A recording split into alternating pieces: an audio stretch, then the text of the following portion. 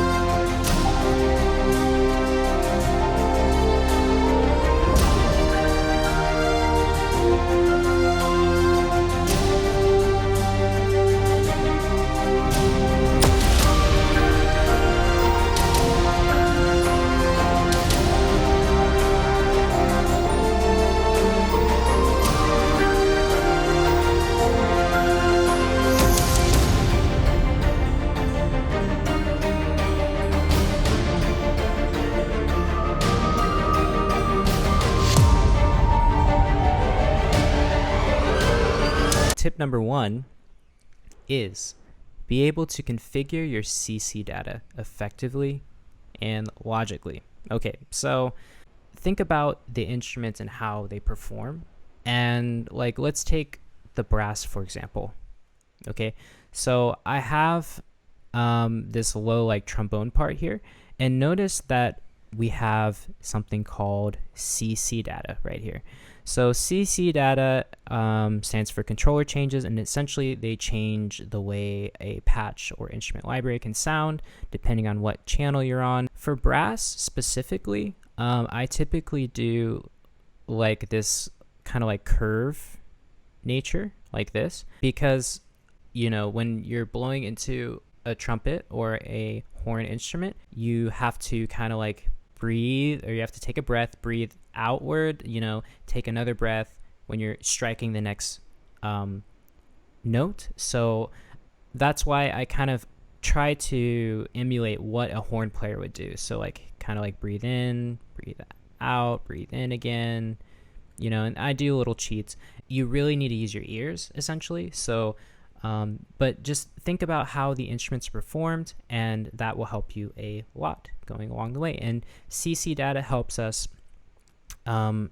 with changes and different little aspects of the music that we want to really articulate.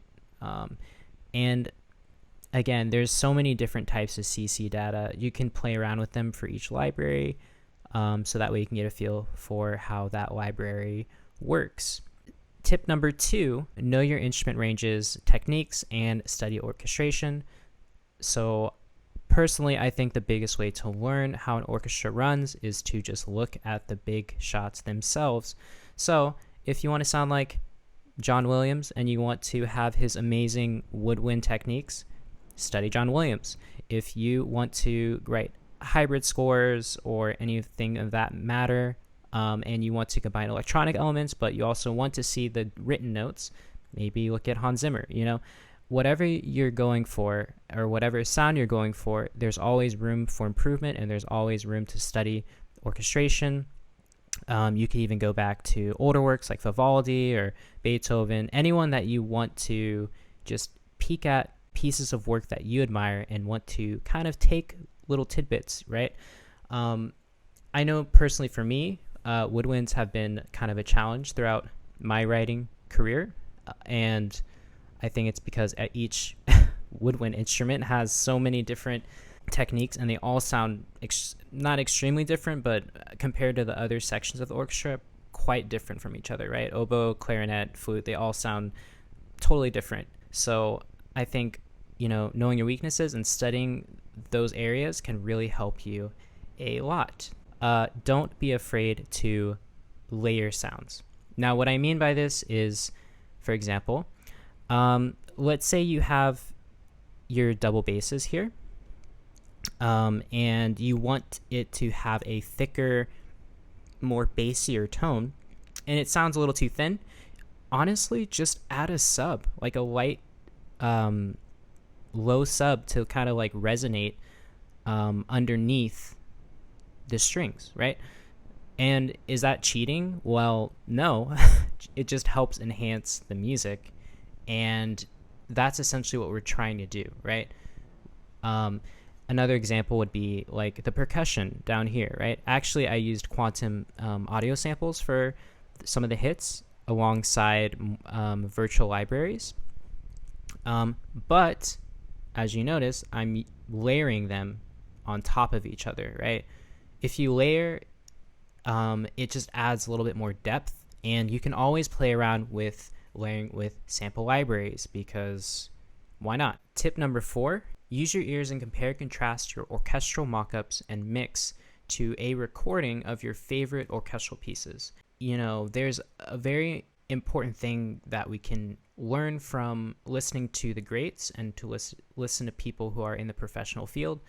I think what you can do is try to emulate those real orchestral sounds and try to match the intensity and even the levels of and balancing your sections.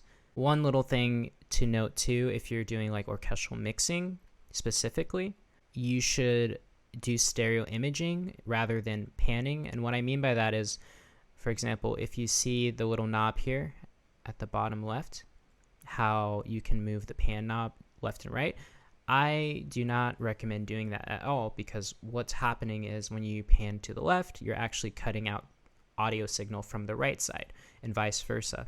But what we really want to do is actually create a stereo image of that instrument as if it were sitting in an orchestra. So if you take a look, I have a plugin called S1 Imager by Waves.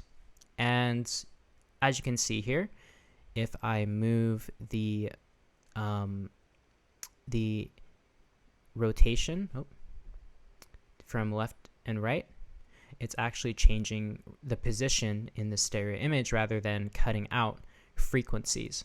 So this gives us a better idea of, hey, I'm listening to the low brass, like kind of closer to the right side of the stage or to the left side if I were to do this. So this gives us a good projection of where all of the instruments should sit together, right? When you go to a real performance, that's kind of what happens. You don't see everyone in the center, right?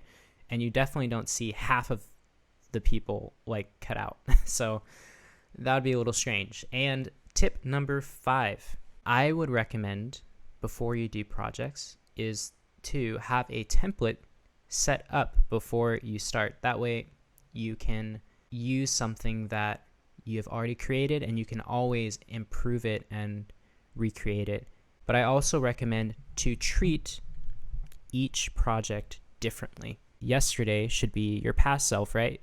You should be better the next day, and you should also have a different goal in mind when you're doing a new project. When you're working with directors or developers, they all have something different in mind, and I believe that if you treat each person like they're a clone of the last client or the person you've worked with, they're not going to be too happy with that, especially with the output. So treat all of your projects differently, and don't be afraid to experiment. So, and my last little bonus tip is to always be open to learn and to always be a student, no matter how skilled or advanced you might think you are, right?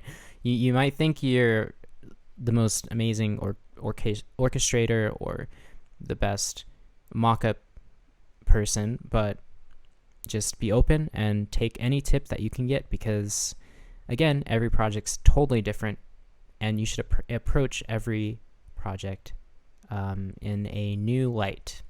So anyways, thank you for listening, and I'm going to be doing more updates and tutorials and little tidbits on how to improve your music. So with that being said, click like, subscribe, and I will see you on the next video.